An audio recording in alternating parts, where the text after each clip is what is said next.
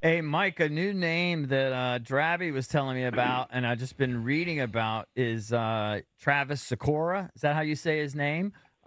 He's zooming up your guys' prospect list. I think he was a third rounder you guys took out of high school a couple years ago, and it's, big, strong pitcher. It looks like who's been kind of dominant. Can you tell us more about him?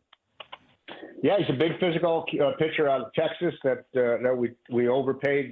Gave him first round money in the Huh. third round a couple years ago, and he's a projection right-handed pitcher that's really developed fairly quickly. He's an upper 90s guy. He's touched 100 a few times. He's got a good slider and a good changeup, good delivery, and he's a horse. He's 6'6", about 225 pounds right now, and when you couple him in there with Susanna and Clemmy down there at our A-ball level, we've got three extremely high ceiling, high caliber starting pitchers in the low A level, and he's certainly zooming up lists on some of the national lists, but he's been a guy we identified way back in high school, he's just scratching the surface and starting to come into his own. What are the numbers these days on kids that you draft out of high school versus college? I remember like in the whole Moneyball days, they were all about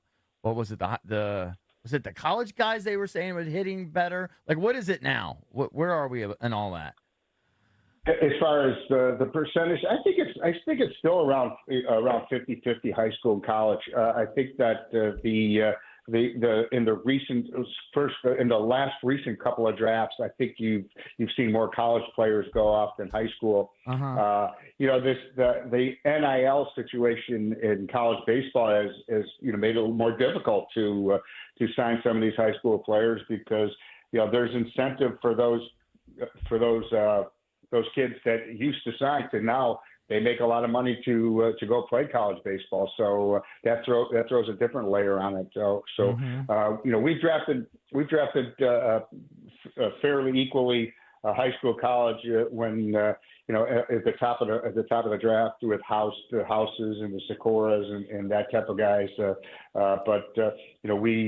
We always take best player available, and be it high school or college, and just have to be more patient with the high school kids than you do with the college kids. Obviously, it's the high schoolers and the international players take much more time to develop than those quick to the big leagues type of college signs. So, Mike, we got 36 games left, so we're approaching end of August. Season winding down. Just give me a couple just off the top of your head, couple of the biggest pros from this year, and I assume James Wood's one of them, and then a couple of the biggest cons, pros and cons from this year.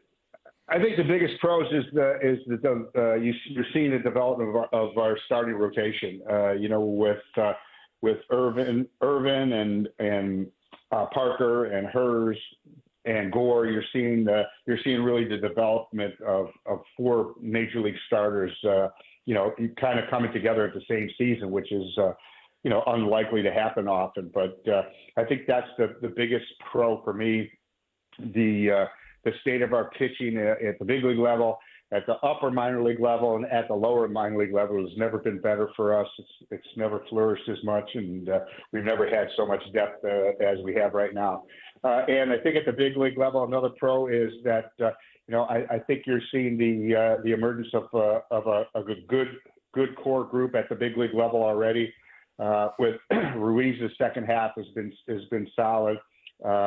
With Abrams and Garcia and Young in the outfield, and then when you add Wood and Cruz in the near future, that you're looking at yourself of 5, 6, 7 players that's going to be the core group of your team in the very near future. So that's definitely the pro.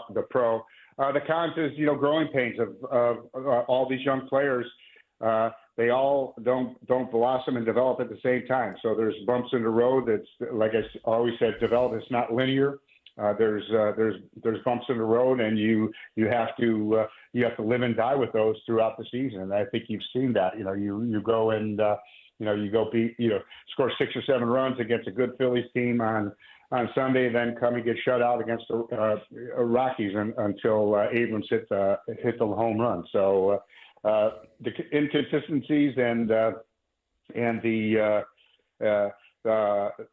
sometimes the lack of fundamentals are definitely the biggest con that I've seen throughout the season, and things that we have to work on. Hey, sure. I wanted to ask you about real quick before we let you go. Obviously baseball's rules changes are crazy. Some you agree with, some you don't. We won't go into that. But the one thing that came out, and I don't know how it was leaked, I guess this was last week, that Major League Baseball is pondering the 6-inning mandatory minimum for starting pitchers. And I think it's dumb. I think it's crazy.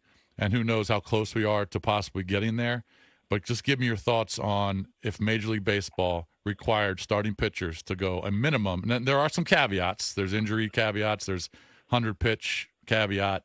But if Mackenzie Gore was getting shelled in the first inning or second inning and it's 4-0 or 6-0 in a huge game, you may be required to pitch him for 6 innings or 100 pitches. Give me your thoughts on that. Well, I definitely would have to see what the entire rule entails, first of all, before I comment. Okay. Just kind of in general, as I don't like MLB or anybody else telling me what I can do with my roster and with my players. I mean, any type of mandate to me is unacceptable. So, I mean, whenever they mandate that you have to have a certain this amount of pitchers and you can't have more. Your roster has to be 13 pitchers, 13 position players. It can't be more. I like to think if I wanted to have 25 pitchers and 1 position player, I should be able to do that. It's our team. We do what we want with it. And but any mandate I would need to discuss, because teams run their organization different and their roster different, because we all have different assets on our roster. We all have different strengths and weaknesses of our roster. So to put in just these broad brush rules of every team has to me, doesn't make a lot of sense. But again, I'd have to really see what the rule entails and how it will be implemented and that type of thing before I have any specific comments on that specific rule. But in general, I like to be left alone to do what I want with the team. Mm-hmm. But I think eventually you came around on the no shift anymore. I definitely came around on the no shift. I thought that was beneficial, and I definitely came around on the pitch clock. I think that saved us. I love that rule. That was a beauty. That was a win by MLB. That was a terrific rule and a gutsy rule for them to put in, and I think it's really helped the enjoyment of the fans and of everybody else that loves baseball. I think it's made the game better.